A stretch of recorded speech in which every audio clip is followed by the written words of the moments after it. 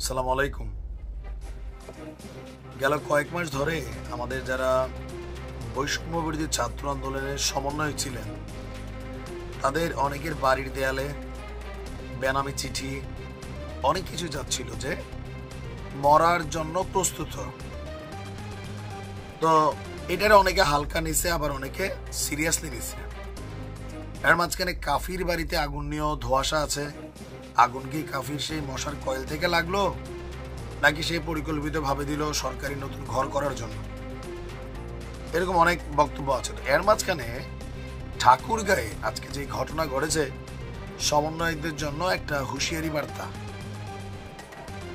কারণ এই সমন্বয়ক একটা চিঠি পাইছিলেন মরার জন্য প্রস্তুত।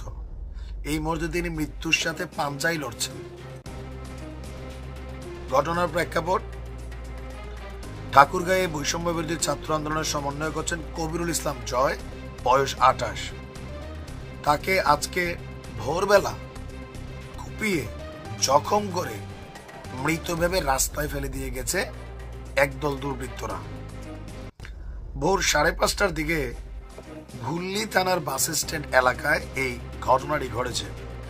গুরুতর আহত অবস্থায় স্থানীয় মানুষ তাকে ঠাকুরগাঁও আধুনিক সদর হাসপাতালে ভর্তি করিয়েছে। আর তার বাড়ি হচ্ছে ঠাকুরগাঁও জেলার ভুল্লি থানার কেশরবাড়ির মৃত মতিউর রহমানের ছেলে। পুলিশের বক্তব্য, ঢাকায় চোখের চিকিৎসা করে হানিফ পরিবহনের বাসে করে ঠাকুরগাঁও বাস টার্মিনালে নামেন জয়। সেখান থেকে অটো রিকশায় করে বাড়ি ফেরার পথে আগে থেকে ওত পেতে থাকা দুটি মোটর সাইকেলে হঠাৎ করে দুর্বৃত্তরা আসে। কোনো বলা নেই, কথা নেই, তার উপরে তারা চাপাতি দিয়া মোটামুটি তাকে জখম করে যতটুকু দরকার। আর এলোপাতারিক উপায় মারধরও করছে। তার বন্ধু বলছেন যে জয় জুলাইয়ের আন্দোলনে আমাদের সাথে ছিল। তার শরীরে 27টি গুলির চিহ্ন রয়েছে, চোখেও তার গুলি লাগছিল। এখন এই চোখের চিকিৎসার জন্য 19শে ফেব্রুয়ারি ঢাকায় গিয়েছিল। আর আজ সকালে বাড়ি ফেরার পথে ভোর 5টায় তার উপরে হামলার ঘটনা ঘটে। তার সঙ্গে থাকা সব কাগজপত্র ও দুর্বৃত্তরা ছিনিয়ে নিয়েছে।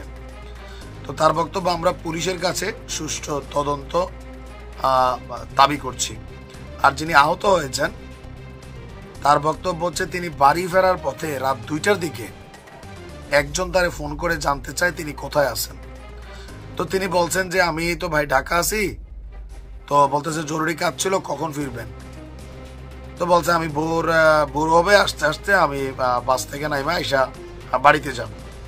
এই তথ্যটা নেওয়ার পরে যখন তিনি ঠাকুরগাঁও ফিরছেন ভোর 5টার দিকে, ওই দুর্বৃত্তরা তার উপর হামলা চালিয়েছে।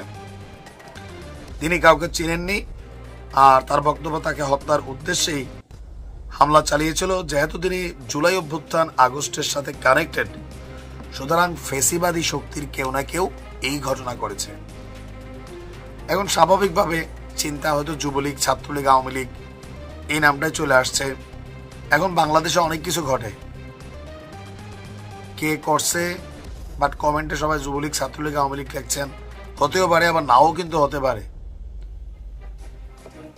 তবে সমন্বয়ক যারা এই লেভেলে আছেন তাদের একটু নিরাপত্তার ইস্যুটা জরুরি। তবে কয়জনটা নিরাপত্তা দিবে সরকার, সেটাও একটা বিষয়। ভালো থাকুন।